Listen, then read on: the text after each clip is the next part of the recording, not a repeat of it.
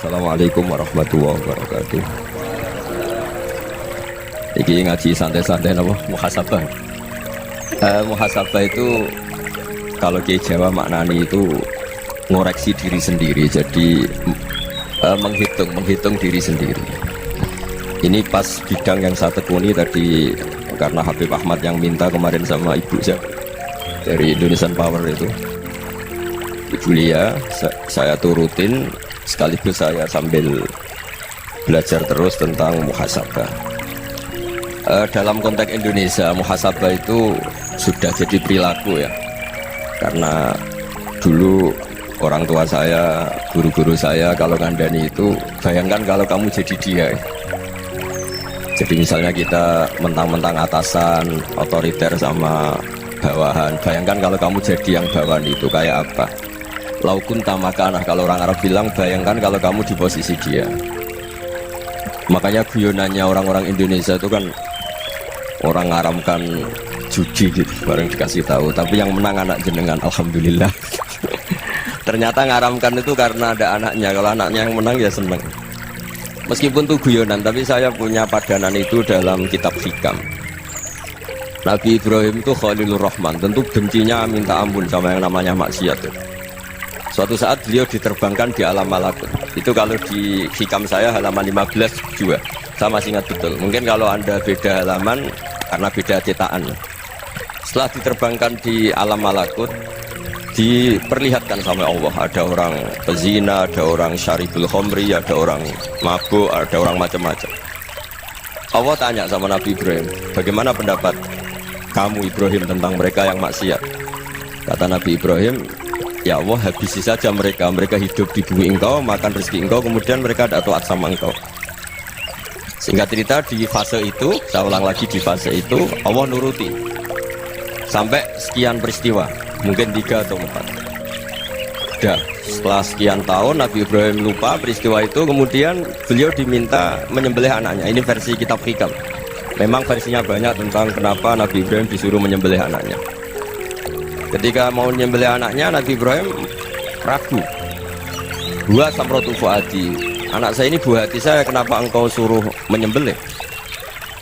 Terus kata Allah, apa kamu tidak ingat ketika kamu saya angkat di alam malakut, kemudian kamu usul bunuh-bunuh, saya ada mempertimbangkan usul Anda, tapi kenapa sekarang saya merintahkan kamu mikir? Terus, ya karena ini anak saya ya Allah.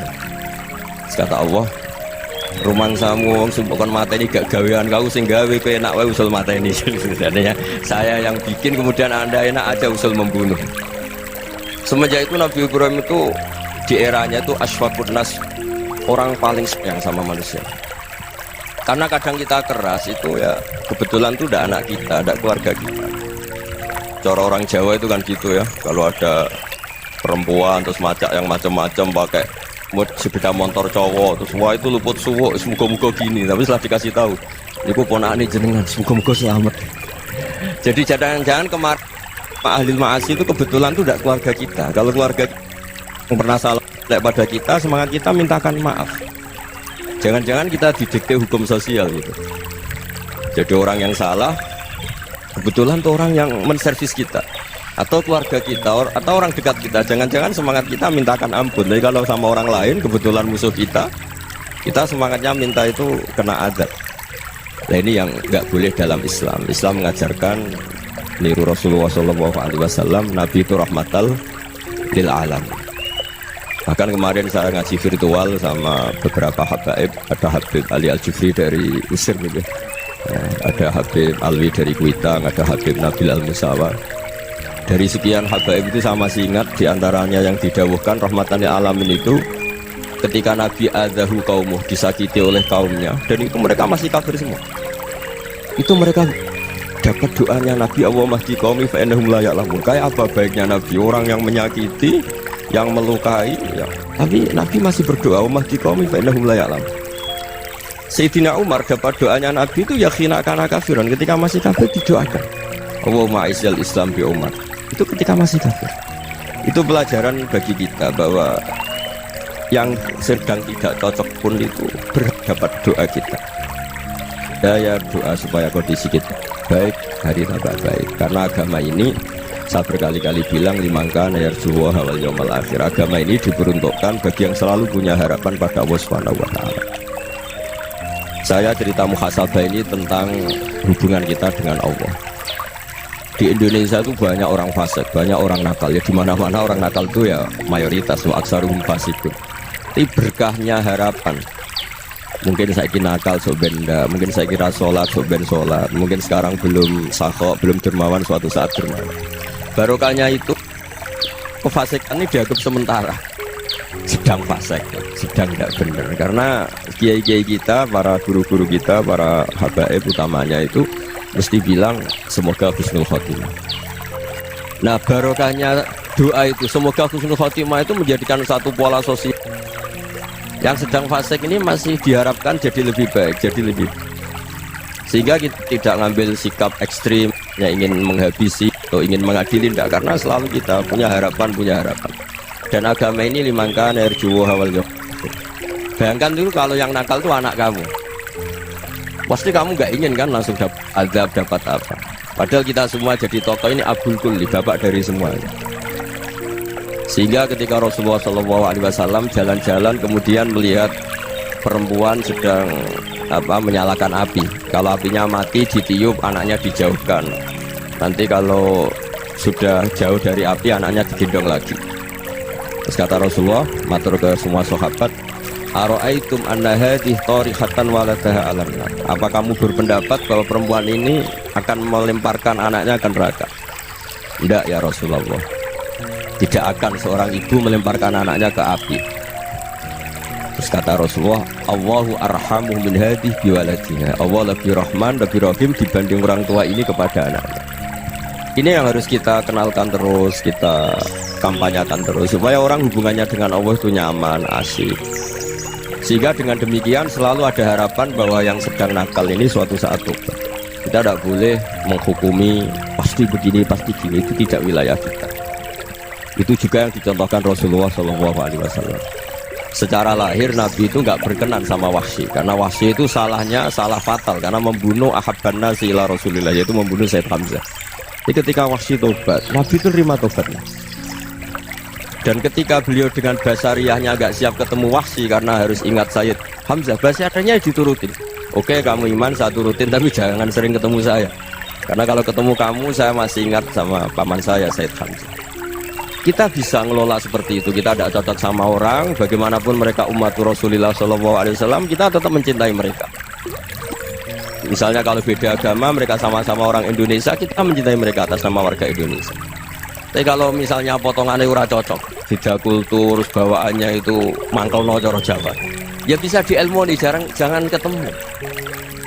Wong sudah tidak cocok, ingin ketemu nyari solusi, roh raine tok seneng itu kan ya repot gitu. Ya sudah, kalau nggak mati cocok ya jangan sering ketemu. Dan itu kita bisa memanage seperti itu tuh bisa. Saya berkali-kali cerita tentang Imam Syafi'i. Kalau dikasih tahu ya Imam Abu Abdillah, panggilannya Imam Syafi'i, tetangga anda ini ternyata banyak yang nggak senang anda. Dijawabnya beliau senang. Ya bagus kalau nggak senang saya, nggak utang saya gitu. Jadi gara-gara saman seneng aku ngatur aku ini kan. Dan mungkin saman rasa seneng kan ya enak. Jadi hidup tuh dianggap happy. Kalau seneng ya teman silaturahim, kalau nggak seneng ya nggak bakal utang gitu. Baru kayak seneng itu nggak ganggu. Jadi dulu itu orang bisa ngelola seneng tidak seneng itu bisa, karena ada kearifan hubungan dengan Allah Subhanahu wa Ta'ala. Hidupnya selesai karena masyhul bidzikrillah, mereka sibuk dengan Allah. Makanya kata ulama-ulama tasawuf, kamu jangan melihat manusia perilakunya, tapi kamu juga harus ingat yang gerakkan semua itu Allah Subhanahu wa Ta'ala. Dengan demikian kita faroh, kita senang. Makanya Nabi kalau ngutus Anas bin Malik kemudian nggak kesampaian yang diinginkan karena Anas main, ketika garwa-garwani Nabi agak tersinggung, Nabi andaikan Allah menghendaki yang saya inginkan kesampaian, pasti itu kesampaian. Jadi dianggap kegagalan Anas gak manggil yang dituju Nabi itu ya kersane Allah, ya enteng saja. Sayyidina Ali lebih parah lagi yang dialami. Itu dalam beliau kalau dipanggil itu gak cepet-cepet ke sana. Ketika ditanya, kenapa kamu tak panggil gak cepet ke saya? Amin tu ukubatak, karena aku tahu kau orang baik. Orang baik itu pemaaf. Jadi makanya orang-orang soleh dulu itu bodoni itu. Makanya sekarang kalau ada orang bodoni itu mesti bidik orang soleh. Kalau orang-orang soleh itu kakean husnudzon lagi sering dibodoni. Abdullah bin Umar itu masyhur itu. Kalau ada budaknya sering sholat, sergap sholat itu dimerdekakan. Akhirnya nggak sholat pun pura-pura sholat. Akhirnya juga dimerdekakan. Ketika ditanya, kenapa engkau merdekakan? Padahal mereka sholatnya menipu engkau, kata pembisik-pembisik itu. Man khoda'ana lillah in khoda'na lah. Dia nipu atas nama Allah, berarti saat tertipu juga atas nama Allah. Gak masalah dong, semuanya demi Allah Subhanahu wa ta'ala. Jadi ketika kita mensifati Allah Ta'ala itu ghafir, Allah pemaaf. Jangan kamu nggak fair untuk diri kamu nyifati Allah ghafir, pada orang lain Allah kamu sifati syadidul iqab. Jadi Allah kamu atur, kayak MC tadi ngatur saya. Jadi Allah itu apa? Kalau pada saya ghafir, kalau pada musuh saya syadidul iqab. Nah, itu tidak fair. Kalau Anda punya harapan kepada Allah karena Allah Rahman Rahim, Allah ghafir, sebenarnya Allah pada musuh kita ya bisa saja Allah ghafir, bisa saja Allah Rahman Rahim. Jika kita melihat orang lain yang kita tidak cocok itu ya enteng saja. Itu min ummati Rasulillah sing tanaluhu syafa'atu, tanaluhu sa'atu rahmati, tanaluhu fair. Jangan dengan kita kayak mesti dapat rahmat, jangan orang lain kayak Allah pasti syadidul iqab, itu tidak boleh. Sehingga ketika ada orang Badui, singkat cerita orang Badui ini kencing di masjid, semua sahabat membentak dia, yang nggak bentak hanya Nabi tok. Saking mangkelnya orang ini karena semua sahabat bentak kecuali Nabi. Setelah dibenarin Nabi, terus Nabi nyuruh sobbu ali dhanuban min ma'in. Setelah disucikan masjid itu, dia berdoa keras sekali. Allahumma arhamni wa Muhammadan wa la tarham ma'ana ahadan.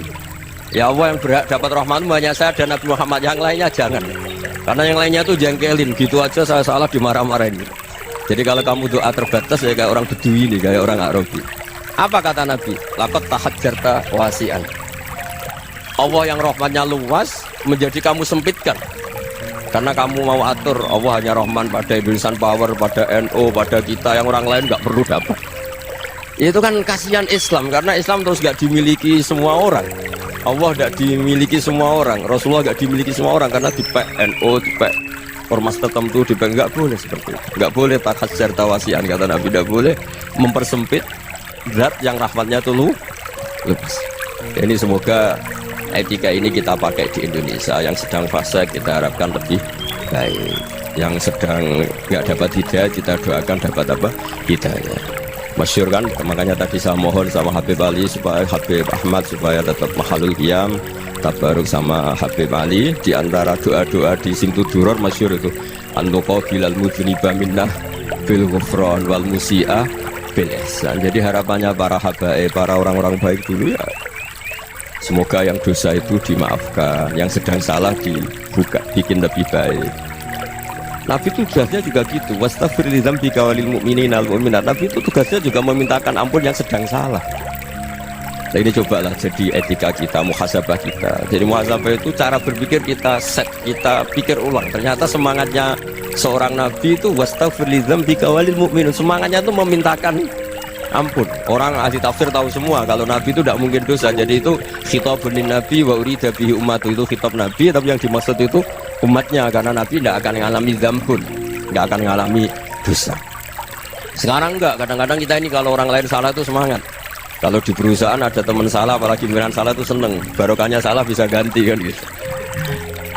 Ya jadi kalau mungkin di dunia tokoh juga gitu, barokahnya ada tokoh salah, kita yang jadi populer sendiri, tidak boleh seperti itu. Kita harus salimus sodri di jami'il muslimin. Jadi ini harus dilatih. Saya tadi matur sama Habib Ahmad, latihan kita jadi hidup. Nabi itu kalau resep jadi wali itu kata Nabi gampang. Kata Nabi, kalau kamu ingin disenangin Allah, ya sudah. Kalau kamu asbahta wa amseta gini-gini, perasaan kamu, kata Nabi, jangan punya perasaan ghil sama orang muslimin.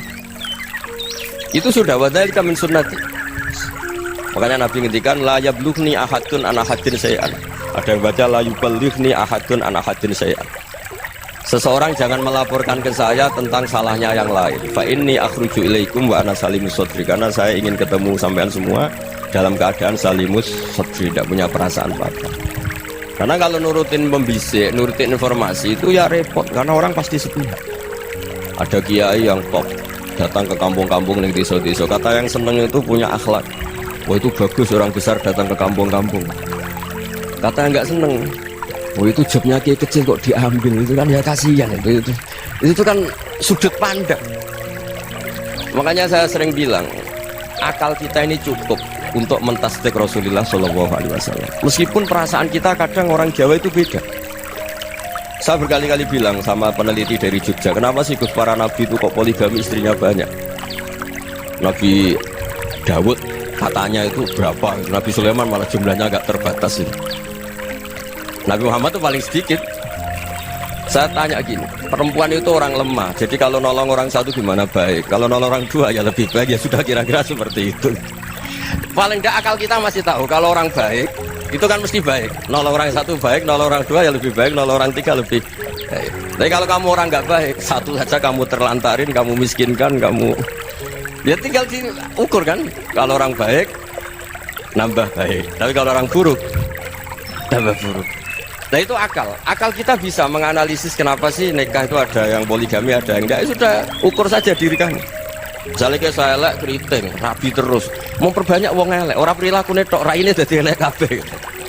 Tapi nak kowe ku ganteng, alim, ganteng, sugih, anake ganteng-ganteng, berhubung kowe saleh ahli swarga kabeh, mertua yo bangga karena karir kamu meyakinkan.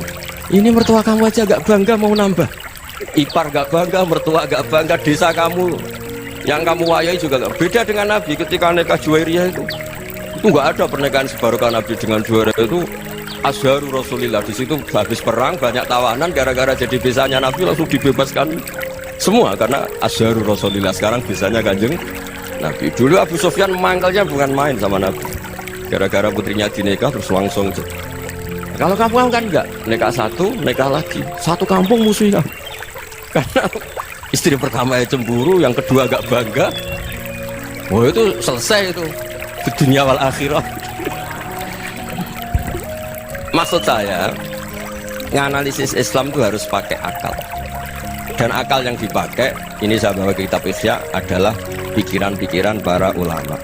Makanya ketika Imam Ghazali ketika ditanya fakaifa bi muslimin fasikin asawaha fi jami'i amri, kalau kayak ketemu orang fasik, orang Islam tapi fasik, perilakunya nggak ada yang benar.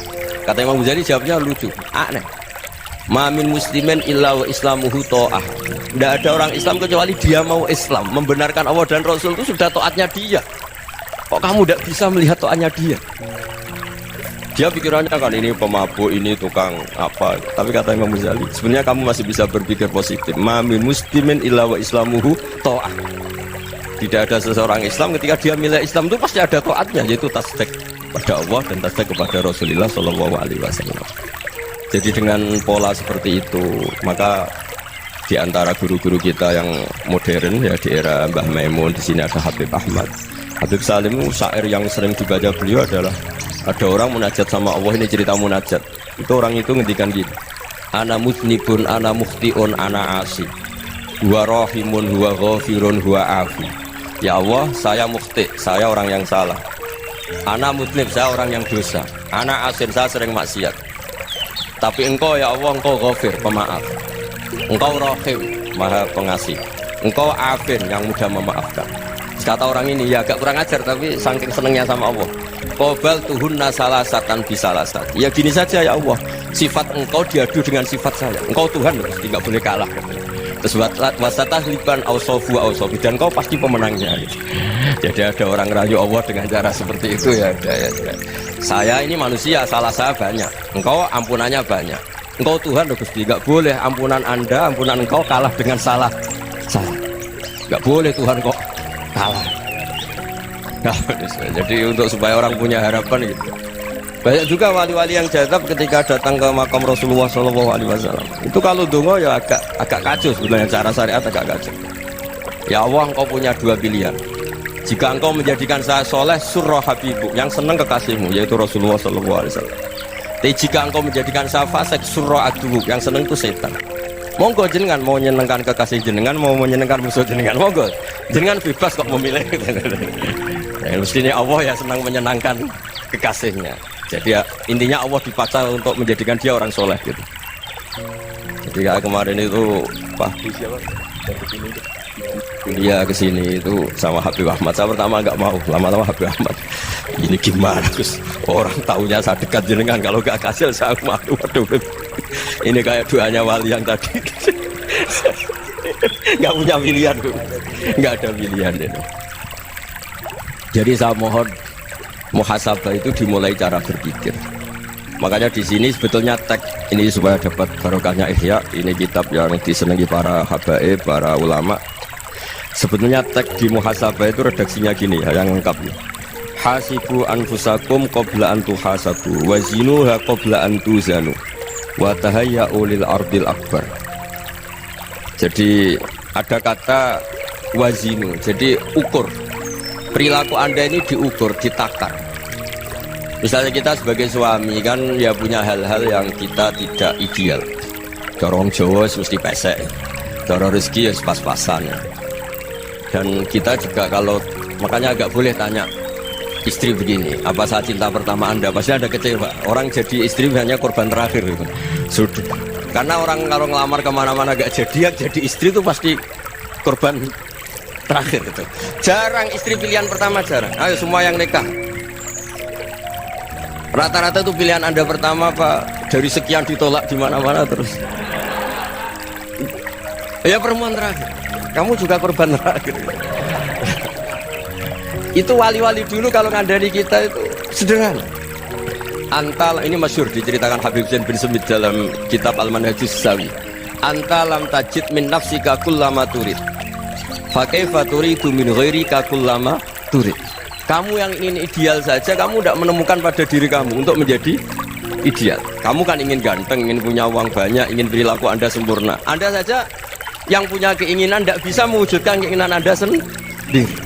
Fa kaifa turidu min ghairika ma turid. Jadi anta lam tajid min nafsika kullama turid. Fa kaifa turidu min ghairika kullama turid. Kamu yang punya keinginan saja. Misalnya saya ingin punya uang banyak, perilaku saya selalu benar, gak pernah salah. Loh, saya yang ingin saja dengan diri saya gak bisa untuk benar terus. Kok kamu berharap orang lain selalu benar?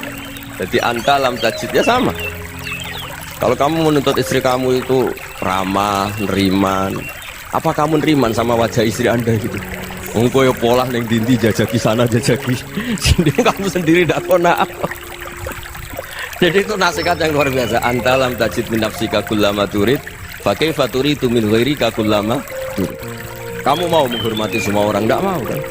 Kemudian Anda berharap semua orang menghormati kamu. Kamu tidak ingin kan orang lain semua menghujat kamu, sementara kamu enak aja menghujat orang. Makanya Rasulullah SAW luar biasa ketika bikin kaidah sosial, apa la yu'minu ahadukum hatta yuhibba li akhihi ma yuhibbu li nafsihi. Jadi kalau ukuran iman itu sederhana. Kalau sesuatu itu baik, nyaman bagi Anda ya. Bayangkan itu pada teman Anda. Misalnya Anda bangun tidur sudah acak-acakan, nggak punya uang, utang jatuh tempo, kan nggak ingin ketemu orang. Ya kamu jangan bertamu ke jenis ini karena dengan kamu yang alami juga gak siap ketemu orang. Makanya ada Habib Alim itu dilapuri sama seseorang.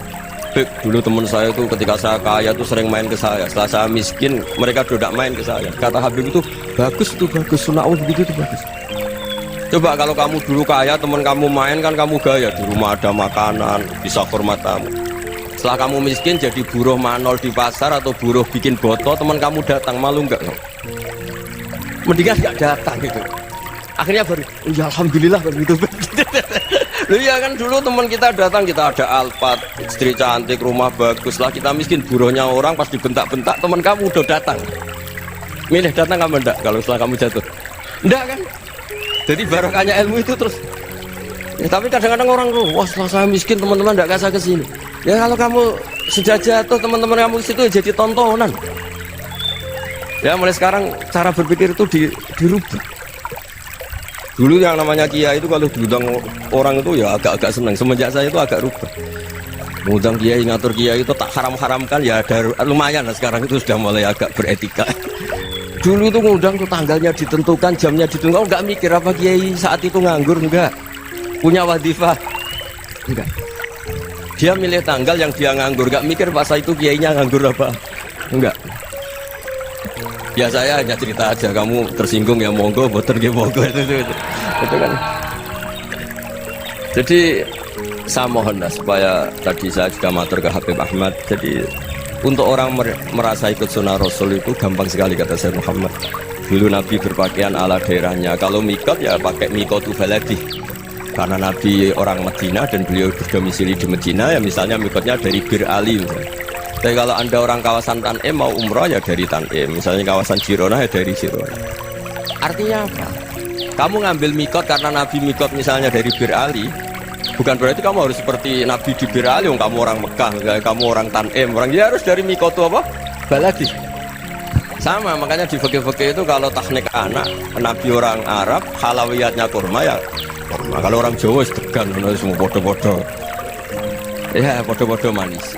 Jadi ini tabaruk sama Sayyid Muhammad, ini ada murid beliau Habib Ahmad, saya baca supaya orang itu merasa ikut Nabi itu gampang sekali.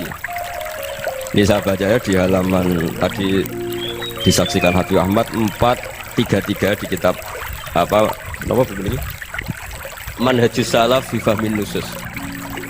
Itu kata Sayyid Muhammad, wa kanat sunnatu Rasulillah annahu yat'amu ma yajiduhu fi ardi wa yalbasu ma yajidu wa yarkabu ma yajidu mimma abahu wa ta'ala.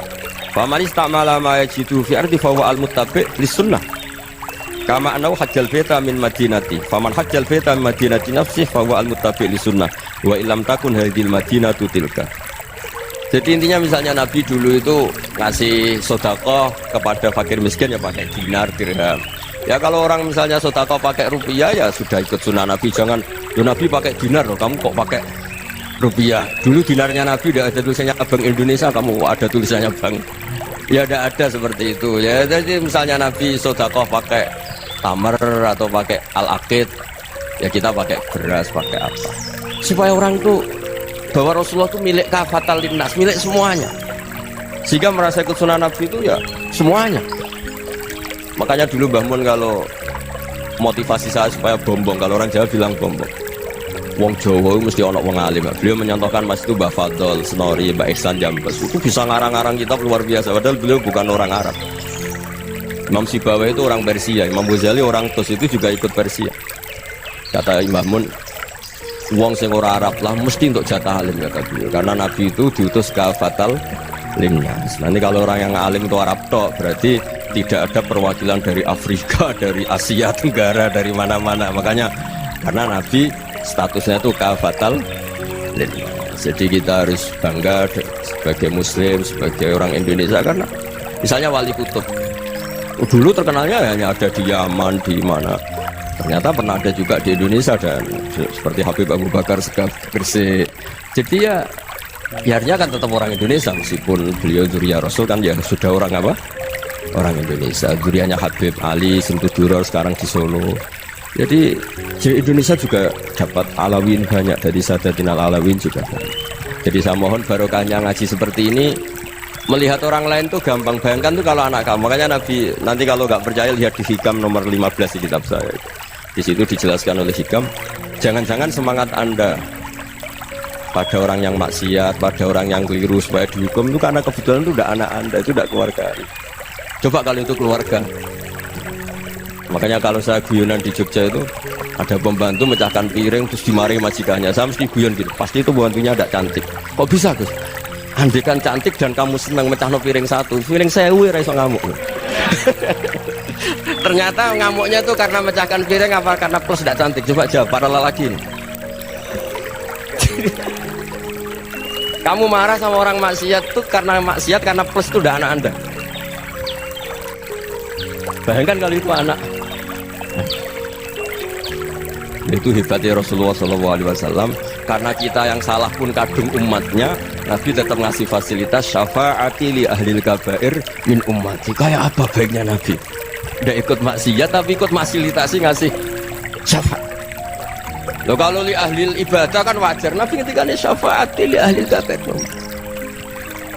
Ya karena tadi logika yang dibangun Rasulullah itu logika yang luar biasa. Kita semangat orang lain kena hukuman itu karena kita tidak punya rofah, tidak punya rahmah. Coba kalau Rasulullah yang bil mukminina raufur rahim, semangatnya itu mendoakan supaya tobat, mendoakan diampuni. Dan itu juga yang diperintahkan oleh Allah Subhanahu wa taala, wastaghfir li dzambika walil mu'minina wal mu'minat. Ya semoga barokahnya ngaji ini barokahnya Habib Ahmad, barokahnya Maulid Simtud Duror, barokahnya semua kitab Madaih, Tibak Bardani semuanya, barokahnya Ikhya, barokahnya Said Muhammad, barokahnya guru kita semua, Mbah Maimun, bapak saya. Kita ini ngikuti manhaj, ya, ngikuti apa? Manhaj. Saya sering didhawuhi Mbah Mun, kenapa ihdinas siratal mustaqim bukan siratoka, bukan jalan engkau ya Allah, karena Allah itu nggak bisa kamu tiru. Allah itu tidak tidur, tidak makan, tidak kesel, tidak capek. Yang bisa ditiru itu siratal ladzina an'amta alaihim. Yang bisa ditiru manusia ya niru manusia, karena Allah itu tidak bisa ditiru. Makanya ihdinas siratal mustaqim siratal ladzina. Dan niru siapa? Niru guru-guru kita. Termasuk niru cara pandang. Jadi misalnya ada orang awam di rumah itu hanya delok reng, delok tikus liwat, itu kan kayak nganggur. Orang tahajud malah mendelok reng. Melihatnya jangan gitu. Dua tarokal ma'asiyah. Dia di rumahnya tidak dugem, tidak kemana-mana. Dia berarti malam itu tarkul ma'asi. Tidak nyopet, tidak garong, tidak ke tempat maksiat. Susahnya apa sih husnudzon? Jadi jangan lihat gua tarkut tahajud, gua tarokat tahajud, gua tarokat qiyamul lail. Oke ya, namanya orang begitu ya, tidak tahajud, tidak qiyamul lail. Tapi susahnya apa sih kamu bilang gua tarokal ma'asiyah? Dia juga meninggalkan maksiat, dan tarkul maksiat itu tuh ibadah. Supaya orang tuh gampang lah husnudzon sama orang muslim. Ini orang mukmin, orang yang luar biasa. Di mata Allah itu orang yang luar biasa. Kayak tadi Imam Ghazali, kalau saya ketemu orang muslim kemudian dia tidak pernah baik, gimana? Kata Imam Ghazali, mami muslimin illa wa islamuhu ta'ah. Tidak ada orang Islam ketika dia mentasbihkan Allah dan Rasulullah, berarti dia juga punya taat. Ya ini latihan saja, sing iso nglakoni Habib Ahmad lo namun cerita mawon. Kalau cerita secara akademik, saya punya kitab, saya baca, dan alhamdulillah kita paham barokahnya para guru, dan supaya terbiasa sebaik-baiknya ibadah husnudzon billah wa husnudzon bil mu'min. Soal tidak cocok ya diilmoni tadi ya, namanya nggak cocok ya jangan sering ketemu. Seperti Rasulullah SAW, beliau karena sangat mencintai Said Hamzah, ketemu orang yang pernah begitu sama Said Hamzah, ya beliau secara basyariah tidak siap. Tapi beliau secara cara bahasa sekarang, secara profesional, kalau beliau seorang nabi dan harus menerima tobatnya siapapun ya diterima. Saya meskipun dengan A, B gak cocok karena dia begini-begini sama saya, tapi saya ingat dia sholat, dia baca sholawat, dia mencintai Rasulullah, ya kita hormat. Ya soal gak cocok ya di manage tadi ya, zuruhiban tas tethuban. Kalau gak pati cocok ya jangan sering ketemu, bawaannya enak nanti. Ya semuanya itu diilmoni lah. Makanya ngendikane Ma'ruf Al-Qurfi ada yang baca Al-Kharki, mangqala bil yaumi salasa marrat umarham umat Muhammad kutiba minal abdal. Karena semangat mencintai siapapun satu hari sering baca umarham umat Muhammad, wa asli umat Muhammad, wa tajawaz an umati Muhammad, itu mesti kutiba minal abdal. Dia pasti termasuk wali abdal. Maksudnya semangat mencintai ya dilatih.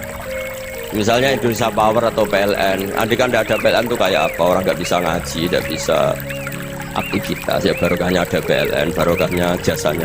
Kita sadar, tidak semua kebaikan kita ini memenuhi keinginan orang banyak. Gitu. Orang banyak ingin listrik, ingin saluran apa, dan itu kadang yang mewujudkan orang lain atau kelompok lain.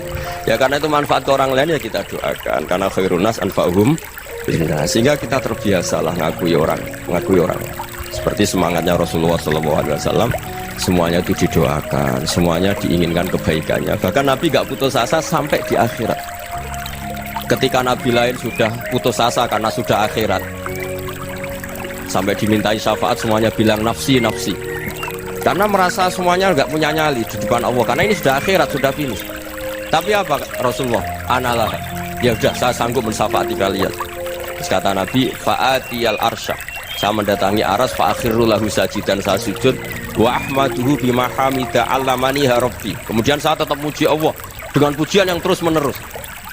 Padahal sudah di akhirat, sudah finish. Nabi dimintai syafaat masih sanggup karena Nabi tahu akhirat tidak bisa mendikte Allah, tidak bisa. Allah terus bilang, ya Allah ini akhirat loh, engkau sudah tidak boleh mensyafaat. Tidak bisa. Allah tidak bisa diganggu akhirat. Allah tidak boleh dibatalkan rahmannya oleh akhirat. Allah tetap Rahman Rahim abadal abad. Dan Nabi tahu itu. Makanya kata para ulama, fa Muhammadun ahmadu min ghairihi. Jadi Nabi Muhammad namanya dua yang terkenal. Sebenarnya banyak yang terkenal dua, Muhammad sama Ahmad. Ketika Nabi punya nyali memuji Allah di akhirat atau sudah di akhirat, itu fa Muhammadun ahmadu min ghairihi. Ketika Nabi lain sudah punya nyali muji Allah karena sudah akhirat, Nabi Muhammad tetap berani muji Allah di saat seperti itu. Makanya Ahmadu di situ kata ulama itu afal tafdil fa Muhammadun Ahmadu min ghairi. Kanjeng Nabi lebih memuji Allah di saat yang Nabi lain sudah tidak punya nyali untuk muji Allah di saat itu. Makanya kata Nabi fa akhiru lahu sajidan wa ahmadu bi mahamida allamaniha rabbi. Akhirnya setelah lama gitu terus Allah ngendikan ya Muhammad irfa' ra'sak wasal tuqtah wasfa' tusyaffa. Sudah Muhammad, angkat kepala kamu, kamu minta apa saya turutin, dan kalau kamu ingin mensyafaati umatmu saya beri hak apa? Syafaat.